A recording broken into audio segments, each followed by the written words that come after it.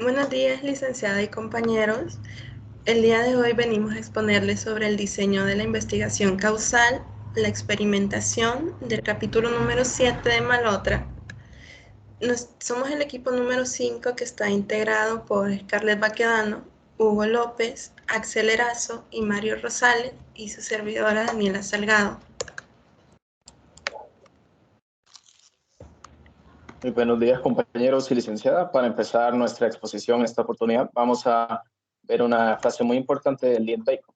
Dice lo siguiente: aunque los experimentos no pueden demostrar causalidad, la experimentación es el mejor método para hacer inferencias causales. Ahora vamos a comenzar nuestra exposición con el concepto de causalidad. ¿Qué es la causalidad? Por lo general se utiliza la experimentación para inferir relaciones causales. El concepto científico de causalidad es complejo y requiere de alguna explicación. Para una persona común, la causalidad significa algo muy diferente que para un científico. Como puede verse, una afirmación como X o una causa Y tendrá significados muy diferentes para ambas partes. No va a ser lo mismo. El significado científico de causalidad es más apropiado para la investigación de mercados que su significado cotidiano. Los efectos de marketing son causados por muchas variables y la relación entre causa y efecto tienden a ser muy probabilísticas. Además, no podemos demostrar causalidad, solo podemos inferir una relación de causa y efecto. Ahora vamos a hablar sobre las condiciones de la causalidad. Para comenzar, tenemos la variación concomitante. En segundo lugar, tendremos la orden temporal de la ocurrencia de variables. Y en tercer lugar, la eliminación de otros factores causales posibles. Para empezar, tenemos la variación concomitante. Esta variación es el grado que causa X y un efecto Y ocurren o varían juntos de la manera en que predice la hipótesis considerada. La evidencia pertinente a la variación concomitante puede obtenerse de una manera ya sea cualitativa o también cuantitativa.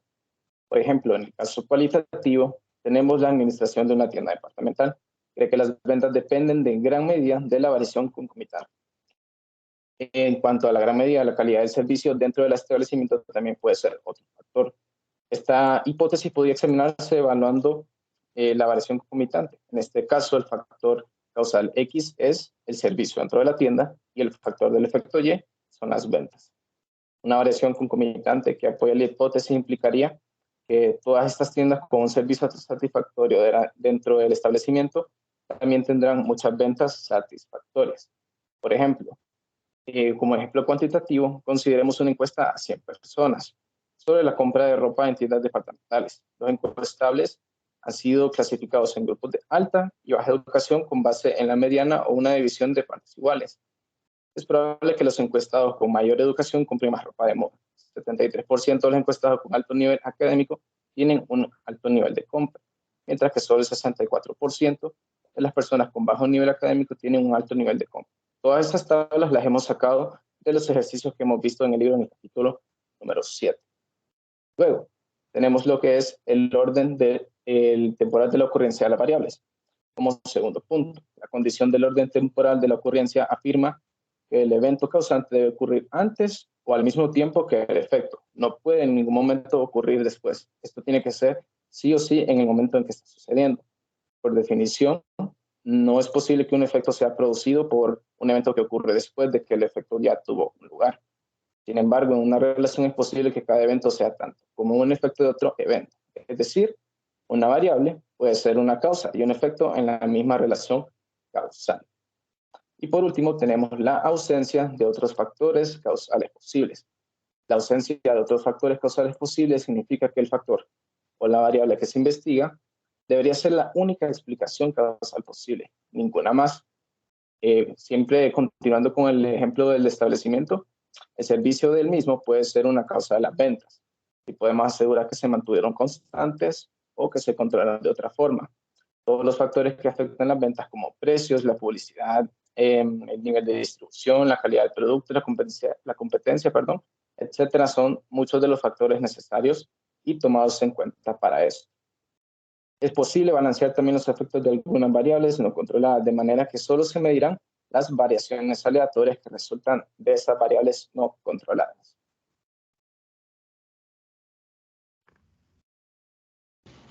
Muy bien, ahora yo les hablo sobre la validez en la experimentación. Este capítulo nos habla de que un investigador tiene dos metas cuando realiza un experimento. La número 1 es sacar conclusiones válidas acerca de los efectos de las variables independientes en el grupo de estudio. Y la número 2 nos dice que se deben hacer generalizaciones válidas a la población de mayor interés. La primera meta es lo que nosotros conocemos como la validez interna y la segunda es lo que nosotros conocemos como la validez externa. Ahora bien, ¿qué es esto? La validez interna se refiere a si el manejo de las variables independientes o tratamientos en realidad causó los efectos observados en las variables dependientes. Esto quiere decir si la validez interna examina los efectos observados en las unidades de prueba fueron causados o no por variables distintas al tratamiento. Entonces, las variables extrañas influyen o confunden los efectos observados y esto resultará difícil hacer inferencias válidas acerca de la relación causal entre las variables independientes y dependientes. Entonces, podemos decir que la validez interna es el mínimo básico que debe estar presente en un experimento antes de que se obtenga cualquier conclusión acerca de los efectos del tratamiento. En otras palabras, sin la validez interna, los resultados experimentales serían confusos y el control de las variables extrañas es una condición muy necesaria para establecer la validez interna. Ahora bien, ¿qué es la validez externa? Esta validez se refiere a que si es posible generalizar la relación causal encontrada en el experimento. Esto quiere decir que si pueden generalizarse los resultados más allá de la situación experimental y si esto fuera a ser posible, a qué tipo de poblaciones, escenarios, tiempos, variables independientes o variables dependientes se lograrían proyectar estos resultados. Entonces, las amenazas a la validez externa surgen cuando el conjunto específico de condiciones experimentales no consideran de manera realista las interacciones de otras variables relevantes en el mundo real. Entonces, un consejo que nos da Malhotra en este capítulo es que dice que es aconsejable contar con un diseño experimental que llegue a poseer un tipo de validez tanto interna como externa. Sin embargo, en la investigación de mercados aplicada es común que se tenga que cambiar un tipo de validez por otra. Esto quiere decir que un investigador puede realizar un experimento en un ambiente artificial para controlar las variables extrañas y esto puede llegar a mejorar la validez interna, aunque podría limitar la posibilidad de generalizar los resultados, reduciendo así la validez externa. Un ejemplo de esto que nos dan es que las cadenas de comida rápida prueban las preferencias de los consumidores por nuevas formulaciones de los productos del menú en cocinas de prueba. Entonces nos hacemos un interrogante. ¿Pueden llegar a generalizarse los efectos medidos en este ambiente artificial a los establecimientos reales de comida rápida? Y pese a estos elementos que pueden llegar a obstaculizar lo que es la validez externa, tanto como la validez interna, los factores que amenazan a la validez interna también pueden amenazar a la validez externa, de los cuales los más graves son las variables extrañas.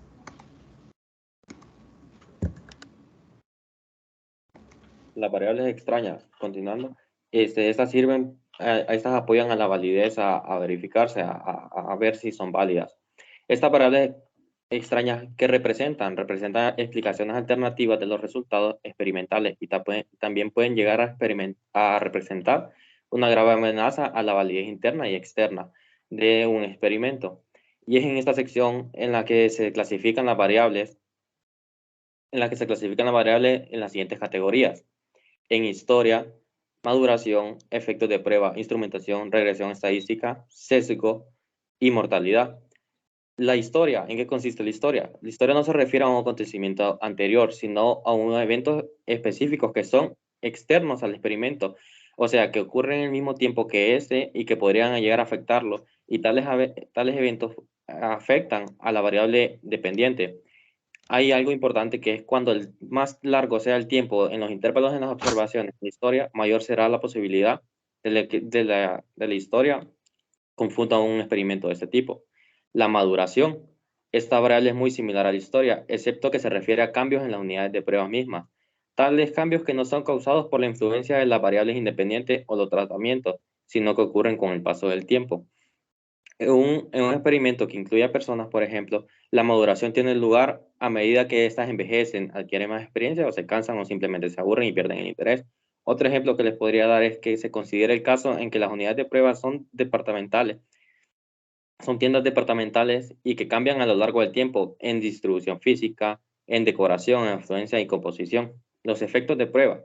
Los efectos de prueba son ocasionados por el proceso de experimentación y por lo general son los efectos sobre el experimento que hay que hacer una medición de la variable dependiente antes y después de la presentación del tratamiento.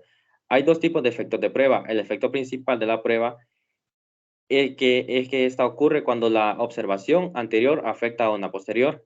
El segundo efecto es el efecto interactivo de la prueba. Es que esta hace una medición previa, afecta a las unidades de prueba y a la variable independiente. Y los efectos medidos no pueden generalizarse luego a la población, por lo tanto, estos efectos interactivos de la prueba afectan a la validez externa de la experimentación. La instrumentación se refiere a cambios en el instrumento de medición en los observadores o en las puntuaciones de las mismas. Estas en ocasiones, los instrumentos de medición se pueden llegar a modificar en el curso de un experimento. Los efectos de la instrumentación son más probables cuando los entrevistadores hacen mediciones antes y después del tratamiento. Tenemos también la regresión estadística. Es que en esta variable se busca o se encuentra un cambio en las actitudes de las personas o de las unidades de prueba. En las personas con actitudes de prueba tienen más espacio para el cambio, por lo que es más probable su variación y es lo que busca esa regresión estadística. Con respecto a la mortalidad, se refiere a la pérdida de unidades de prueba mientras que el experimento está en progreso. Esto sucede por muchas razones, como el hecho de que las unidades de prueba se rehúsen a continuar en el experimento, por ejemplo. La mortalidad confunde los resultados porque es difícil determinar si las unidades de prueba perdidas habrían respondido al tratamiento de la forma que las permanecen. Las distintas categorías de estas variables no son mutuamente excluyentes, pueden ocurrir de manera conjunta e interactuar entre sí, como por ejemplo puede ocurrir que la maduración y la mortalidad ocurran en el mismo momento, y se refiere a una situación en la cual, debido a la medición previa al tratamiento, las actitudes y las creencias cambian a lo largo del tiempo y donde hay una pérdida diferencial de los encuestados. Los controles de las variables extrañas. Hay cuatro. El número 1, la aleatorización, se refiere a la asignación al azar de las unidades de prueba a lo largo de experimentales mediante el uso de números aleatorios. Las condiciones de tratamiento también se asignan al azar a los grupos experimentales. La aleatorización es el procedimiento preferido para asegurar la igualdad de los grupos experimentales. Sin embargo, tal vez esta no sea recomendable cuando el tamaño de la muestra es pequeño, ya que la aleatorización solo produce grupos que son iguales en promedio. Como número 2 tenemos el pareamiento, que esta supone la comparación de las unidades de prueba en un conjunto de variables antecedentes antes de asignarla a las condiciones del tratamiento. El pareamiento tiene dos ventajas. Primero, solo es posible parear las unidades de prueba en cuanto a las características, por lo que pueden ser similares en las variables elegidas, pero diferentes en otras. Segundo, si las características pareadas son irrelevantes para la variable dependiente, el esfuerzo de pareamiento habría sido inútil. Como tercero tenemos el control estadístico, que este implica medir las variables extrañas y ajustar los efectos mediante un análisis estadístico. También tenemos el diseño del control, que se supone que es un experimento diseñado para controlar las variables. El diseño de control también hace un estudio sobre las variables extrañas, que también pueden controlarse mediante una adopción de diseños experimentales específicos, como se va a describir en lo siguiente. Muy bien, ahora les voy a hablar sobre lo que son los diseños experimentales. Esta clasificación se puede dividir en 4 grupos, en el que tenemos los preexperimentales, experimentales verdaderos, cuasi experimentales o los estadísticos. El primer diseño es el preexperimental, que estos no utilizan procedimientos de aleatorización para controlar los factores extraños. Estos pueden ser utilizados en el estudio de un caso único. El segundo diseño experimental es el verdadero. En este caso, el investigador puede asignar al azar las unidades de prueba y los tratamientos a los grupos experimentales. En esta categoría se pueden incluir los diseños de pre-test post-test con un grupo de control. Como número 3 tenemos los diseños cuasi experimentales que resultan cuando el investigador es incapaz de poder manipular por completo la programación o asignación de los tratamientos a las unidades de prueba. Sin embargo, puede llegar a aplicar algo del aparato de las experimentaciones verdaderas. Dos de estos diseños que nos trae el cuasi experimental es el diseño de una serie de tiempo y el de series de tiempo múltiple. Y por último tenemos lo que es el diseño estadístico, que es una serie de experimentos básicos que pueden permitir el control y análisis estadístico de las variables externas.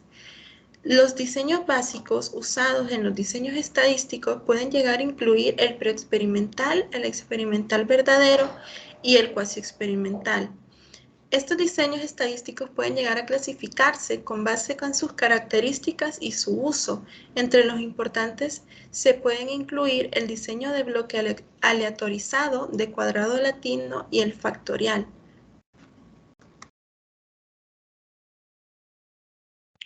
Bueno, yo voy a hablar de lo que es las pruebas de mercado. Las pruebas de mercado es una aplicación de un experimento controlado, realizado en partes limitadas y cuidadosamente seleccionadas del mercado, que son llamadas los mercados de prueba.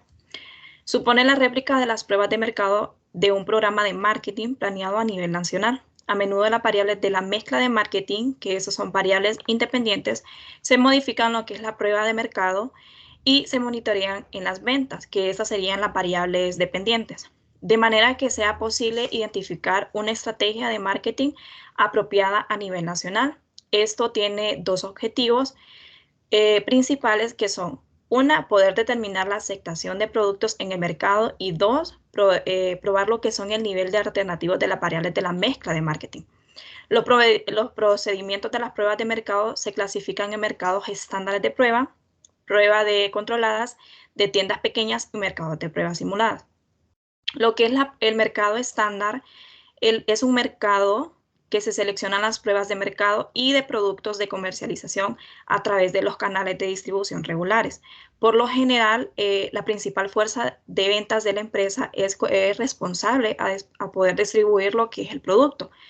Los vendedores llenan lo que son los anaqueles, los restablecen y realizan un inventario e intervalos regulares. Se emplea una o más combinaciones de las variaciones de la mezcla de marketing, que esos son los productos, precios, distribuciones y las promociones a niveles. También está lo de la prueba de mercado controlada. Estas son todas las programas de prueba de mercado. Es conducido por una pequeña externa de investigación, lo cual la garantiza de la distribución de producto es la tienda de detalles, que representa un porcentaje predeterminado de mercado. Maneja lo que es el almacenamiento y las operaciones de comercialización en el campo, como abastecimiento de anaqueles, venta de controles de intervalos y entre otros. Las pruebas de mercado también controla lo que es lo que incluye todas las pruebas de las que son las pequeñas tiendas, o como podemos llamarle también distribuciones forzadas. Y los paneles controlados de tiendas que son más pequeños, esos servicios los proporcionan como varias empresas de investigación.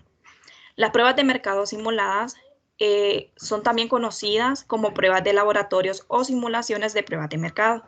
Brindan estimaciones matemáticas de participación en el mercado que se basan en las reacciones iniciales de los consumidores en un nuevo producto. El procedimiento de función de las siguientes maneras. Por lo general, se intersectan a los encuestados en un lugar de mucha influencia, como centros comerciales, y se someten a una imagen de indagación inicial acerca de lo que es el uso del producto. Los individuos seleccionados se exponen a lo que es el concepto que se proporciona para el nuevo producto, de las nuevas oportunidades de comprarlo en un ambiente real o en un laboratorio.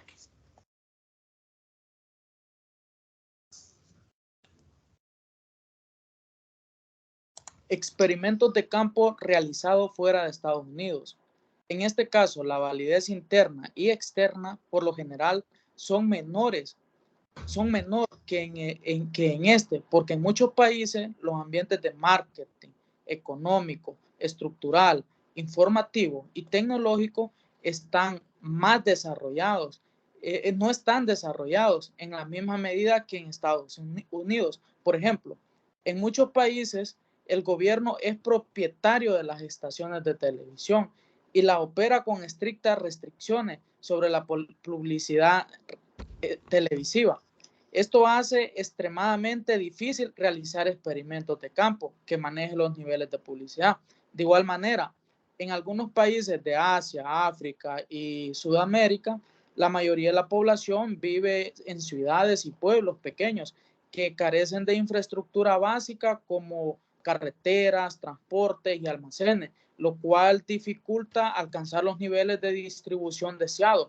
Incluso cuando se diseñan experimentos, resulta complicado controlar el orden temporal de ocurrencia de la variable y la ausencia de otros viernes causales posibles, dos de las condiciones necesarias para la causalidad. Como el investigador tiene mucho menos control del ambiente, el control de las variables extrañas particularmente es difícil. Ética en la investigación de mercado. En un experimento es necesario ocultar el propósito. Es necesario ocultar el propósito para obtener resultados válidos, pero se debe realizar de una manera que no viole los derechos de los participantes. Una forma de manejar este dilema ético consiste en informarle al inicio que la finalidad del experimento permanecerá oculta. Después de que se hayan obtenido los datos, se debe aplicar el procedimiento de cesión de información, el cual consiste en aplicar a los encuestados el verdadero propósito del estudio y la naturaleza del ocultamiento, y se debe dar oportunidad a retirar su información. Análisis de caso. Compras en el punto de venta. Edgar realizó un experimento para examinar la eficacia de anuncios de radio dentro de la tienda para inducir compras en el punto de venta. Se seleccionaron 20 farmacias estadísticamente compatibles con base en su tamaño, ubicación geográfica, conteo del flujo de afluencia y edad. La mitad de ellas se eligieron aleatoriamente como tiendas de prueba, mientras que la otra mitad fungió como tiendas de control. Las tiendas de prueba transmitieron anuncios de radio, mientras que las de control no. Los resultados indicaron que las ventas de las tiendas de prueba se habían duplicado. A partir de tal evidencia, Edgar concluyó que la publicidad por radio dentro de la tienda era sumamente eficiente para inducir las compras en el punto de venta y decidió continuarla. Ahora respondamos las siguientes preguntas. ¿Qué tipo de experimento utilizó el investigador y qué variables midió, manipuló y controló? Bueno, la investigación realizada por Edgar fue mediante un experimento de campo, ya que este es muy útil para tener un panorama real de la situación, ya que permite adquirir información de primera mano también. Las variables independientes manipuladas por el investigador fue los anuncios por radio, mientras que la variable dependiente fue el efecto provocado, que en este caso serían las ventas. Para lograr que los resultados no hayan sido alterados por una variable extraña, se hizo mediante un diseño experimental verdadero por un preste-poste, ya que este es un método preferido para comparar participantes en una investigación. Es importante tener en cuenta que bajo este diseño, la integración de los grupos debe ser de una forma equitativamente y aleatoria, como lo hizo el investigador de Edgar, donde tuvo que controlarlas seleccionando farmacias estadísticamente compatibles en base a su tamaño, ubicación geográfica, conteo de flujo de afluencia y edad. Supongamos un caso en donde el flujo de afluencia de la farmacia hubiera sido diferente.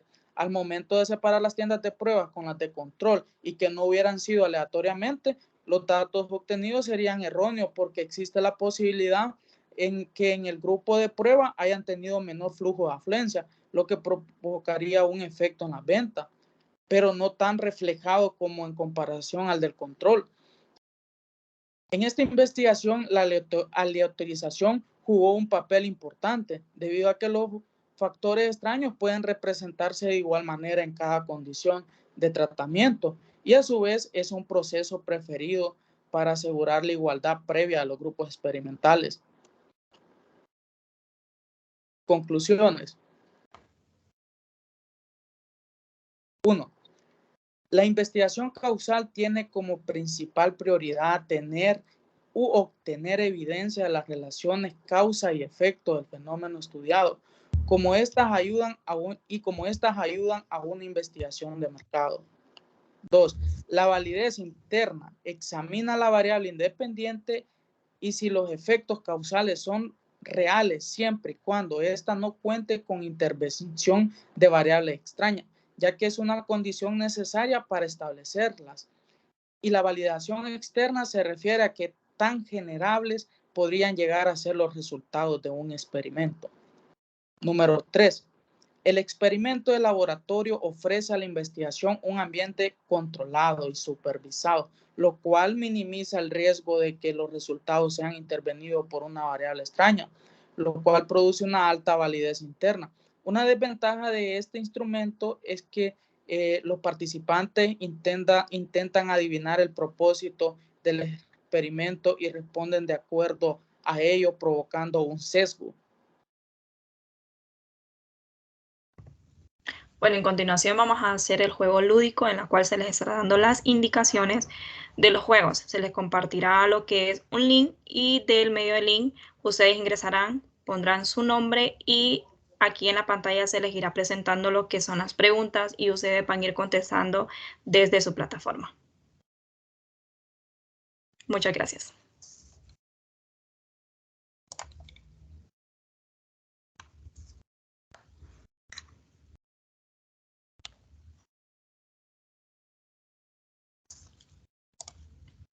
Creo que ya.